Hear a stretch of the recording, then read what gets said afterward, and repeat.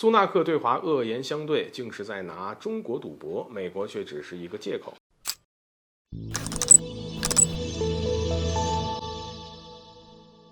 大家好，欢迎来到赵太阳观察室。在接受采访时，英国首相苏纳克直接对中国崛起进行了批判，声称中国是当今全球安全以及繁荣的最大挑战。不仅如此，他还强调自己将会支持在半导体领域对华采取措施，以保护自身的利益。在得知苏纳克的这一番话很多人的第一反应呢，就是美国的小跟班又在搞事儿了。是谁在半导体领域热衷打压遏制中国呢？当然都不用想，是美国。美国出于对自己地位的担忧，不仅在半导体领域通过炒作、抹黑等手段攻击中国，还联合自己的盟友伙伴一起遏制中国在这个领域的发展。此番苏纳克扬言会继续在半导体领域对华采取措施，很明显这是他讨好美国的方式。而自从英国脱欧，就急切地想要攀上美国。抛开之前的不谈，光是苏纳克政府就没少展现自己狗腿的一面。比如前不久参加 G7 会议时他就炒作中国是当今全球安全与繁荣的最大挑战，担心中国有能力改变国际秩序。而作为美国的盟友，英国也三番五次的炒作渲染中国威胁论。其实到了今天，我们早已经习惯了，甚至可以说是见怪不怪。但忍耐当然也是有限度的，尤其是不停止炒作渲染、针对攻击中国我们即便是再好说话也是无法容忍的。所以这一次不得不说，苏纳克如此猖狂叫嚣，或许他需要一顿痛打。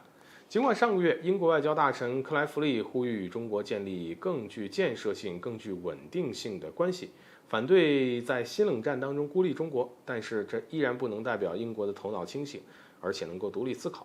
退一步来说，就算克莱弗利是清醒的，但是英国大部分人都不是。拿前几天来说，苏纳克因为放弃竞选承诺，声称不会关闭孔子学院，而遭到了保守党内鹰派的公开批判。从这个角度来说其发表对华强硬言论，甚至对华恶言相对，很可能是在用这种方式展现自身的领导力。如果有可能的话，他也希望能够借此抵消英国国际地位以及影响力大幅下降的事实。某种程度上，他也是在拿中国赌博赌炒作中国威胁论能够换回国际地位和影响力。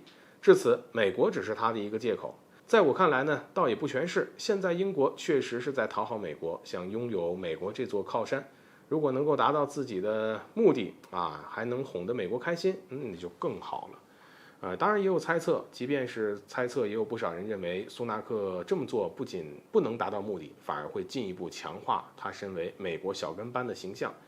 毕竟其对华强硬，发表强硬的言论时，外界第一反应就是为了讨好美国，紧跟其步伐。其实这也不能怪外界往这方面想，谁让英国狗腿的模样太让人印象深刻了呢？总之，不管是苏纳克此番对华恶言相对，是为了讨好美国，还是重塑其影响力，这都与当前合作共赢的国际大形势相矛盾。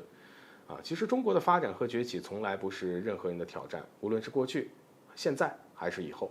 英国如果执意要与中国对着干，那么我国也有必要让英国知道，拿中国赌博是其最大的一次错误。好了，本期节目就到这里，欢迎点赞、转发，留下你的精彩评论。